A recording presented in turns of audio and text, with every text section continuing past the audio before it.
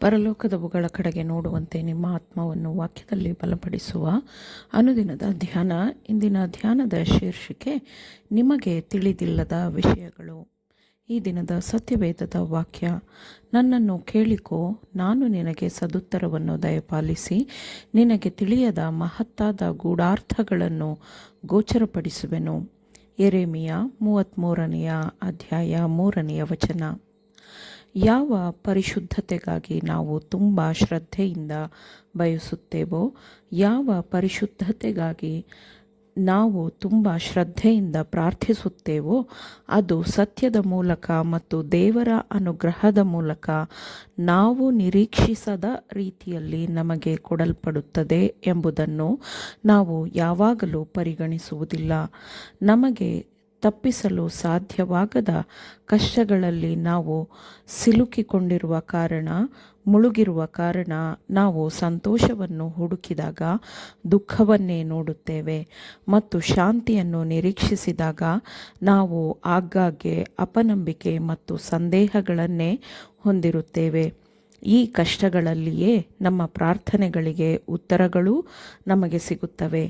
ನಾವು ಶುದ್ಧೀಕರಿಸಲ್ಪಡಬೇಕಾದರೆ ದುಃಖದ ಬೆಂಕಿ ನಮ್ಮಲ್ಲಿ ಉರಿಯಬೇಕು ಮತ್ತು ನಮ್ಮ ಇಚ್ಛೆಯನ್ನು, ಆಸೆಗಳನ್ನು ದೇವರ ಚಿತ್ತಕ್ಕನುಗುಣವಾಗಿ ತರಬೇಕು.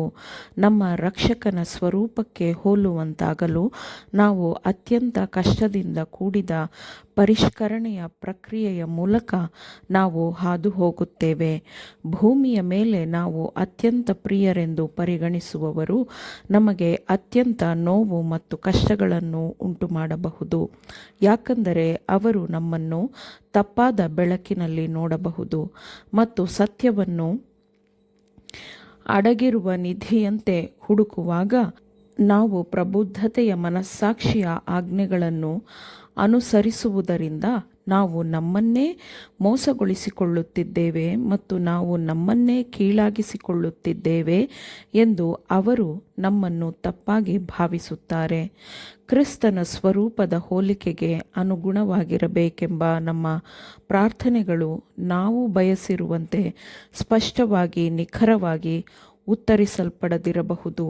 ನಾವು ಬಯಸುವ ಆಶೀರ್ವಾದಕ್ಕೆ ನಾವು ಸೂಕ್ತವಾದ ಸದಸ್ಯರಾಗುವ ಮೊದಲು ನಮ್ಮನ್ನು ಅಗತ್ಯವಾದ ಶಿಸ್ತಿನ ಅಡಿಯಲ್ಲಿ ಇರಿಸುವುದು ಉತ್ತಮವೆಂದು ದೇವರು ನೋಡಿದಾಗ ನಾವು ಪರೀಕ್ಷಿಸಲ್ಪಡುತ್ತೇವೆ ಮತ್ತು ಪ್ರಮಾಣೀಕರಿಸಲ್ಪಡುತ್ತೇವೆ. ನಾವು ನಿರುತ್ಸಾಹಗೊಳ್ಳಬಾರದು ಮತ್ತು ಅನುಮಾನಕ್ಕೆ ಒಳಗಾಗಬಾರದು ಮತ್ತು ನಮ್ಮ ಪ್ರಾರ್ಥನೆಗಳು ಗಮನಕ್ಕೆ ಬಂದಿಲ್ಲ ಎಂದು ಭಾವಿಸಬಾರದು. ನಾವು ಕ್ರಿಸ್ತನ ಮೇಲೆ ಹೆಚ್ಚು ದೃಢವಾಗಿ ಅವಲಂಬಿತರಾಗಬೇಕು ಮತ್ತು ನಮ್ಮ ಪ್ರಾರ್ಥನೆಗಳಿಗೆ ದೇವರು ತನ್ನದೇ ಆದ ರೀತಿಯಲ್ಲಿ ಉತ್ತರಿಸಲಿ ಎಂದು ನಮ್ಮ ಭಾರವನ್ನು ದೇವರ ಮೇಲೆ ಬಿಡಬೇಕು. ನಾವು ಯೋಚಿಸುವ ಮಾರ್ಗಗಳಲ್ಲಿ ದೇವರು ತನ್ನ ಆಶೀರ್ವಾದಗಳನ್ನು ದಯಪಾಲಿಸುತ್ತಾನೆ ಎಂದು ದೇವರು ನಮಗೆ ಭರವಸೆ ಕೊಟ್ಟಿಲ್ಲ. ದೇವರು ತಪ್ಪು ಮಾಡುವುದಿಲ್ಲ.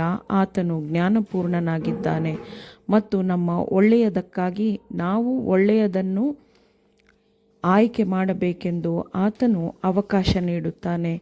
ದೇವರ ಯೋಜನೆಗಳೆಲ್ಲವೂ ಯಾವಾಗಲೂ ಅತ್ಯುತ್ತಮವಾಗಿವೆ. ಅವುಗಳನ್ನು ನಾವು ಸರಿಯಾಗಿ ಗ್ರಹಿಸಲು ಸಾಧ್ಯವಾಗದಿರಬಹುದು. ಕ್ರೈಸ್ತೀಯ ಗುಣಸ್ವಭಾವದ ಪರಿಪೂರ್ಣತೆಯನ್ನು ಶ್ರಮ, ಸಂಘರ್ಷ ಮತ್ತು ಸ್ವಾರ್ಥ ನಿರಾಕರಣೆಯ ಮೂಲಕ ಮಾತ್ರ ಹೊಂದಿಕೊಳ್ಳಬಹುದು.